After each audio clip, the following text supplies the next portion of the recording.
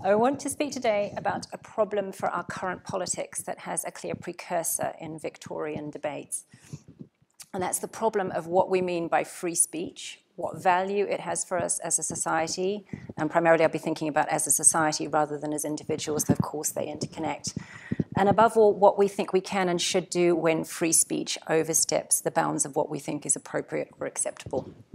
It's now commonly said on both sides of the Atlantic and across much of Europe, and indeed some of the rest of the world, that the norms, the general agreements that govern what may and may not be said under the rubric of free speech, and that for decades was a working assumption, in effect, of our public spheres.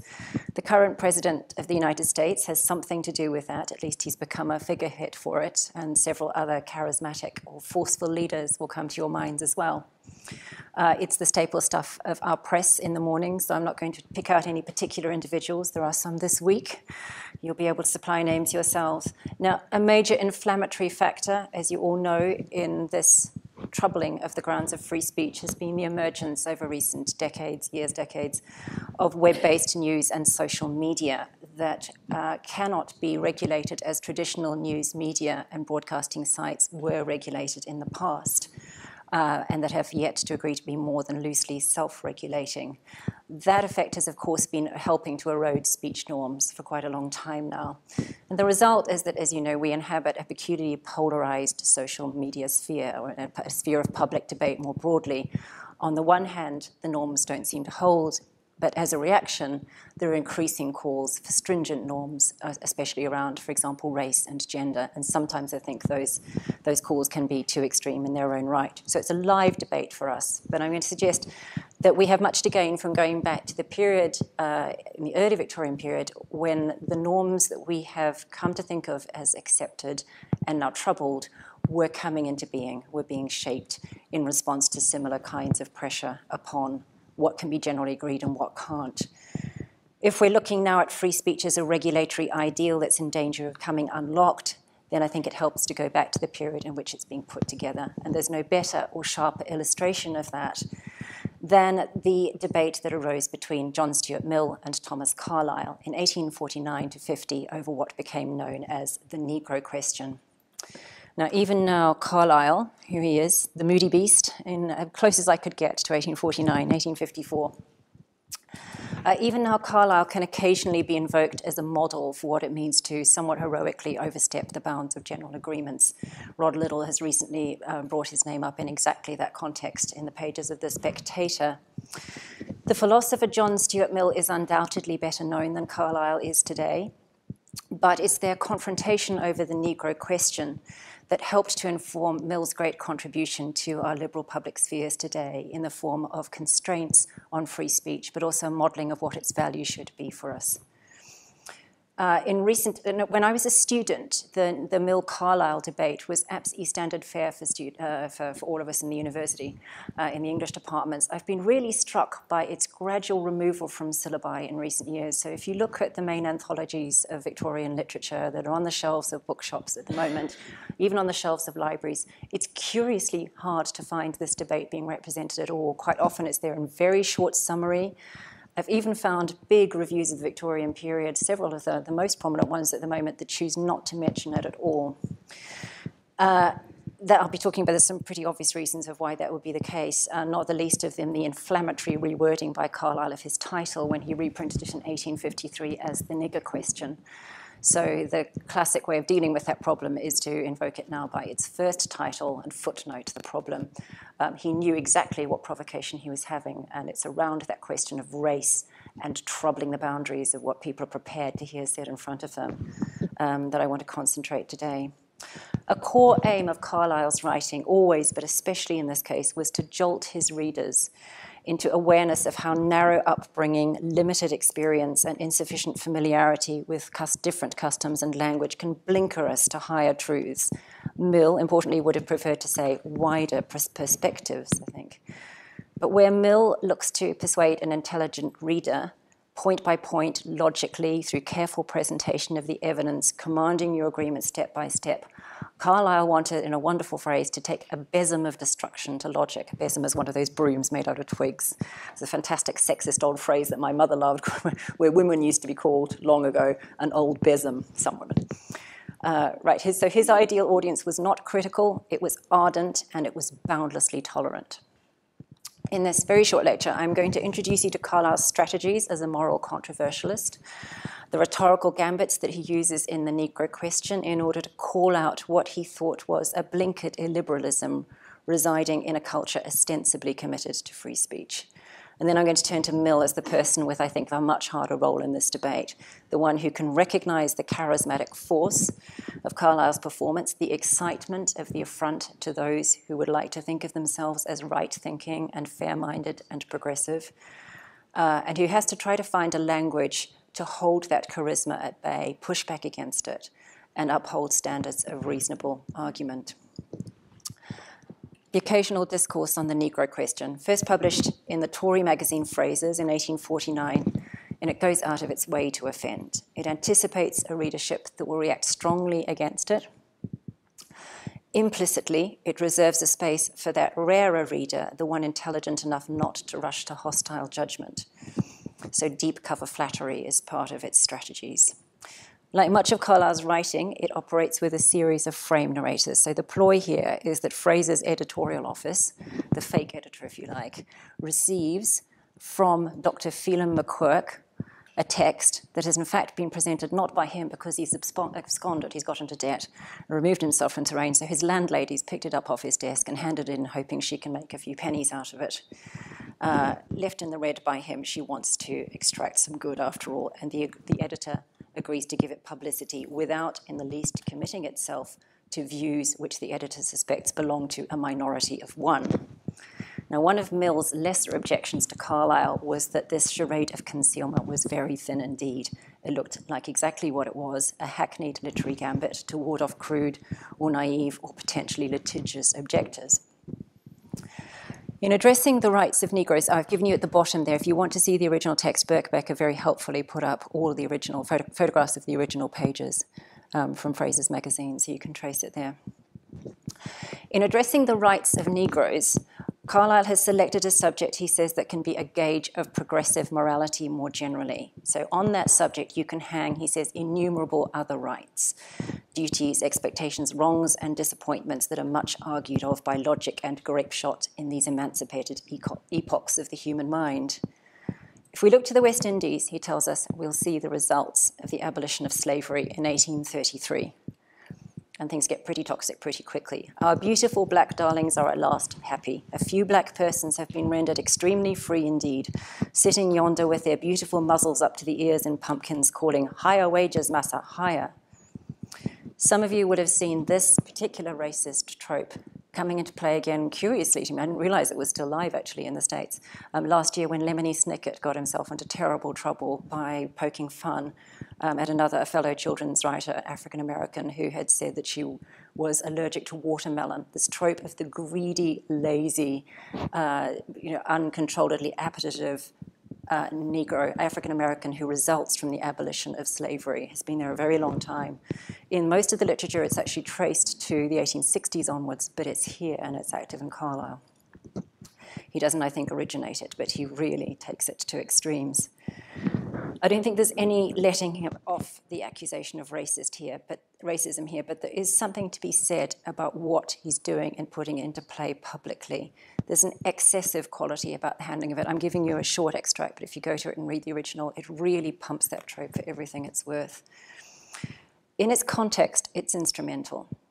It's a linguistic weapon against the self-congratulatory posturing of a generation of philanthropists and politicians who Carlyle thought was still living off the moral derivatives of the Slavery Abolition Act. The rhetorical gambit goes something like this. If anti-racism has become a signature expression of progressive achievement and liberal tolerance, then racism can be made a signature goad of opposition to progressivist self-complacency. So the Occasional Discourse uses racism to mount a series of what Carlyle calls astringencies. He's got three targets principally in view: philanthropic sentimentalism, political economy, which he famously disparages as the dismal science, so the logic of economics and how it works, especially internationally in this context, and arguably his most important his most important target, the mismatch between the rhetoric of progress adopted by contemporary politicians and the reality of what they're achieving on the ground. The essay has some substantive political points to make. First, that the end of slavery in Jamaica, expensive though it was to the British state, so the compensation package to slave owners was £20 million, wasn't accompanied by necessary investment in the restructuring of the local sugar industry, which would have prevented the need for sugar subsidy at the cost of our own English labourers. Cheap political capitals but still being extracted from the end of slavery 16 years on, Carlyle observes. So Prime Minister John Russell had recently reassured Parliament that the end of slavery had been a good thing for former slave populations of Jamaica. As Carlyle saw it, the historic achievement of abolition was giving cover to a persistent failure to redress the grievances of British colonists who were now complaining of wage inflation back in Jamaica and lack of cooperation from the local administration. Progressivist backpatting over abolition was also distracting attention from problems back at home: Chartism, Irish republicanism, parliamentary allocation of funds across the several colonial administrations. Carlyle's strongest anti-progressivist thrust is that the Whig Liberal government's current policy towards Jamaica rested on a sinister hypocrisy. The importation of African forced labour financed by British loans was needed to make good a labour deficit in the wake of emancipation. He's concerned by what this does to a people who have had their old access to labour suddenly taken away with no structures for new work in place. Carlyle rates work much higher than liberty. No human being, in his view, is free in anything other than a trivial sense. And there's an important point here, and actually not a null one. I'm free to read this book rather than that. I'm free to be here on this day or not. But I'm not free except at the margins in some of the most important things in my life. I'm not free really to be prosperous or not as I might wish. I'm not free to be healthy as I wish. I'm not free to control the health or others of the people around me that I love best. One of the reasons that he continually laments the loss of the old feudal systems is that he thinks they taught us a necessary truth about life, that some people are advantaged over others through not necessarily any merit of their own, and that those are things we can't necessarily do much about. He doesn't appeal to nature in the course of writing about racial difference. Like Mill, up to a point, he holds that character can be assisted or corrupted by circumstance. So the Jamaican former slave and the Irish pauper, who he's consistently putting together in this piece, are idle and immoral, not because it's in their nature to be idle and immoral, but because, unlike the heroic European colonists, he claims they've been prevented from doing what it is every man's divinely ordained purpose to do, to work to the best of his ability. And this is his conclusion. The idle black man in the West Indies will again, if it please heaven, have the right, again the first right of man, for an indolent person to be compelled to work as he was fit, and to do the Maker's will who had constructed him with such and such capabilities and prefigurements of capability. And I incessantly pray heaven, all men, the whitest alike and the blackest, the richest and the poorest, in other regions of the world had attained precisely the same right, the divine right of being compelled.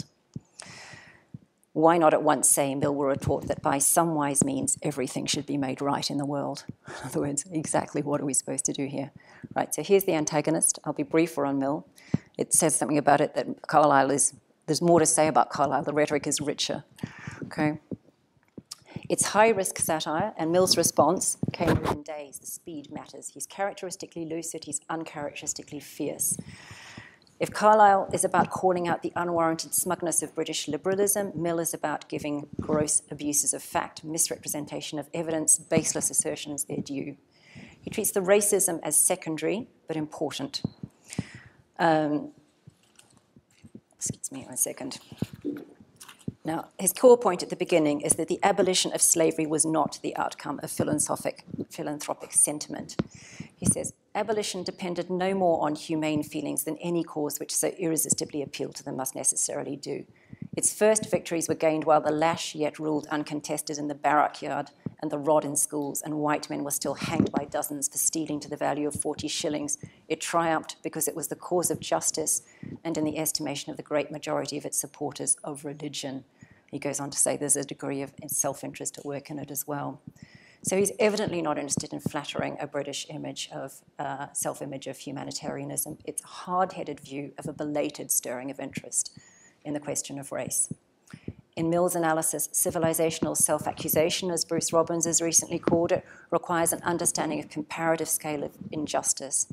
So if you're not in a position to say why the conduct of slavery is worse in absolute terms than the conduct, for example, of the British in Ireland, then you have no basis on which to say where there has been progress and where there hasn't. As Mill decodes him, Carlyle is peddling the old law of the strongest repackaged as rhetorical radicalism. He's culpably uninterested in evidencing his claims. He deals in appeals to the beauty of work, the beauty of heroism, and there is nothing behind them. Now, the question for us, looking to Mill versus Carlyle as a confrontation over the proper uses of free speech, is whether Mill's point-by-point exacting rationality in response, the kind of calm level, it is not so, is enough. There's an excitement about Carlyle. There's something that's evidently calling out your intelligence, the flattery matters, and there's something also that understands that the drama of being bad in public is captivating in a way that the drama of being intelligent isn't necessarily so. Now, when Mill comes to write on liberty in 1859, so 10 years on, it seems to me that this is probably the most important learning exercise he has behind it, because what he does there is to draw up a set of values that underpin free speech, the most important of which is that if you're not prepared to confront your opponent and thrash out the argument, there is absolutely no way in which you will progress beyond misunderstanding and disagreement to something that really can call itself truthful or accurate or sufficient to your needs. But he doesn't just make the claim to value. He puts some parameters in the debate, which most people forget because they've been, if you like, more stringently treated by thinkers like Habermas afterwards. They are that you should be rational. Nobody gets to yell. Nobody gets to raise the temperature of the debate unfairly. So you don't get to take more than your space in the room, which is a very good point for me to be wrapping up. Okay. The question that I want to put in front of you really is we have a huge amount to learn, and we have learned as a public culture enormously from Mill over the years. We've learned less from Carlyle, but we're at a point in public debate where we need to go back and look what he did, and what he did knowingly as well as dangerously. At the end of his life, he says two separate things. He says that he regrets it. He thinks that he has had too much fun sniggering at things. But for most of his life before then, he didn't regret it at all. He loved it. He thought something was happening that needed that energy behind it. I'll leave you there. Thank you very much.